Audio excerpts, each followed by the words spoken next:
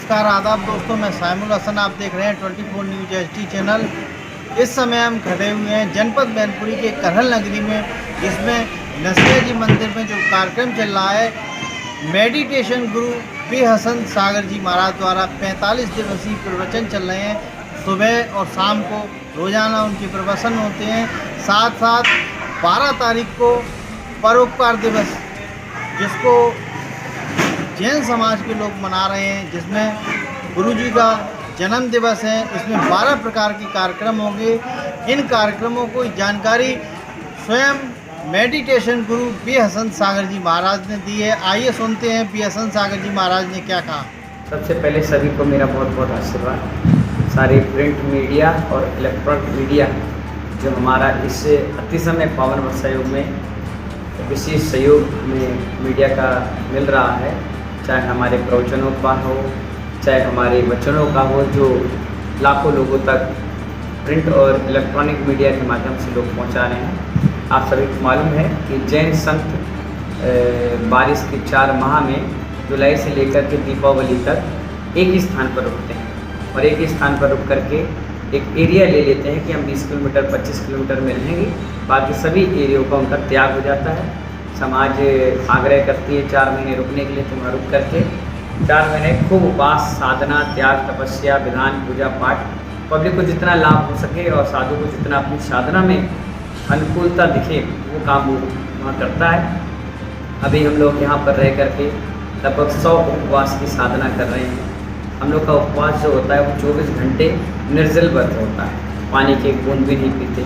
जैसे आज मैंने आहार ले लिया, अब परसों लेंगे, 2 दिन तक नहीं लेंगे, इस प्रकार का नियम चलता है।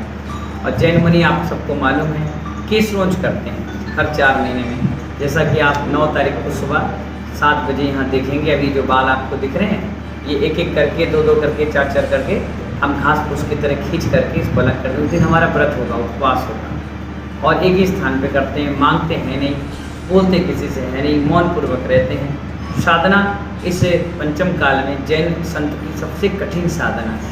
हर दर्शन में हर प्रकार की साधना आपको मिलेगी, लेकिन जैन दर्शन की जो साधना है उसको हर व्यक्ति नमस्कार करता है। आप अभी देखेंगे 12 तारीख को इस शरीर को प्राप्त किए मुझे 38वां वर्ष लग जाएगा। और जब मेरा ये वर्ष प्रारंभ होता है तो मैं उस दिन जन्मदिन मनाता नहीं हूँ, परोपकार के कार्य करता हूँ। जैसे यहाँ वाचनालय खुलेगा, जहाँ लोग आके लाइब्रेरी पुस्तक पढ़ेंगे, ज्ञान अर्जन करेंगे। इसके अलावा औषधालय खुल रहा है, जहाँ बहुत कम कीमत में आप सबको दवाइयाँ जैन समाज के द्वारा दी जाएगी। यहाँ पर एक वाटिका पर्यावरण के हिसाब से पेड़ लग रहे हैं, आम के, जामुन के, अमरूद के, नीम के, बड़, पीपल, बहुत सारे जो ऑक्सीजन प्रदान करने वाले पेड़ हैं, औषधियों के पेड़ हैं, वो तीर्थंकर वाटिका के रूप में लग रहे हैं। बहुत बड़ा प्रवचन हॉल बना है, उस हॉल का भी उद्घाटन है। गरीबों में फल वितरण होगा, भंडारे होंगे और वस्त्र वितरण होंगे, ट्राईसाइकिल सिलाई मशीन होगी। 12 अगस्त यानी 12 प्रकार के विभिन्न उपकरण विमोचन होंगे और लोकार्पण होंगे और बटेंगे, जिससे सभी के परोपकार की भावना बढ़ाएंगे। और दोपहर के 2 बजे का कार्यक्रम होगा। लोग हम अपने गुरुदेव की पूजन करेंगे, लोग आकर के 2 शब्द अपने विनयांजलि के रूप में देंगे, सबको आशीर्वचन मिलेगा। इस प्रकार से एक छोटा सा फंक्शन 12 तारीख को हो सकता है। हमारे MLC कन्नौज के पुष्पराज जैन पम्मी भैया भी आएंगे। हो सकता है हमारे बदायूं के सांसद, पूर्व सांसद हमारे धर्मेंद्र यादव जी भी आ सकते हैं। हमारे MLC यहीं के अरविंद यादव जी भी आ सकते हैं। ऐसे कई भक्त, नेता कम भक्त ज़्यादा, हमारे उस कार्यक्रम में पधारेंगे। और चतुर्मास के बीच में 12 तारीख आती है, तो हर भक्त को मालूम होता है इस दिन हमें अपने गुरुदेव के पास पहुंचना है और कुछ ना कुछ परोपकार के कार्य करना है। बहुत सारे यहाँ मंदिर में जीर्णोद्धार होने के काम हैं, वो सारे कार्य भी उस दिन प्रारंभ हो जाएंगे और दीपावली तक लगभग मंदिर को जीर्णोद्धार हो जाएगा। मेरा सभी प्रिंट मीडिया वाले और इलेक्ट्रॉनिक मीडिया वालों को मेरा बहुत बहुत आशीर्वाद। जैसे अभी तक उन्होंने हमारी धर्म प्रवाहना में सहयोगी बने हैं, वैसे सहयोगी बने। यहाँ पर लगभग 5000 लोगों के लिए अभी मेडिकल कैंप लग रहा है। हमारे ही नगर के गौरव अरिंजन जैन डॉक्टर पारस हॉस्पिटल आगरा के, उनकी पूरी टीम कम से कम 20-25 डॉक्टरों की यहाँ आ रही है और कम से कम 5000 मरीजों को निःशुल्क चेकअप और औषधियाँ वितरण होंगी।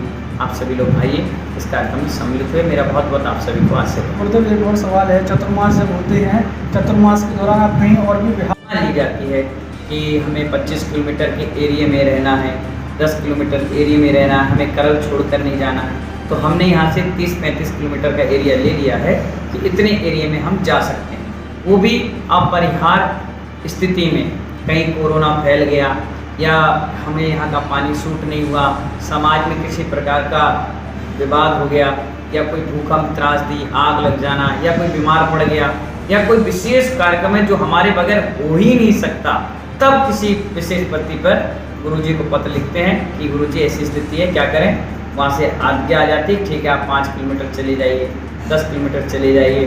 तो ऐसे में हम लोग विहार कर सकते हैं। पिछली बार हम लोग इटावा में रहे तो आसई एक पुराना तीर्थ क्षेत्र था और वहाँ कोई रख रखाव व्यवस्था करने वाला नहीं था। 16 किलोमीटर में गया और उसका जीर्णोद्धार के लिए वहाँ व्यवस्था बनाकर शिलान्यास पूजन करके आया। इटावा में भी मैंने 15-20 किलोमीटर का एरिया ले लिया था, तो सभी मंदिरों में जाकर उसके जीर्णोद्धार किए, जिसमें नवंबर में आने वाले समय में पंचकणाक भी होंगे और कई वेदी प्रतिष्ठाएं कार्यक्रम होंगे।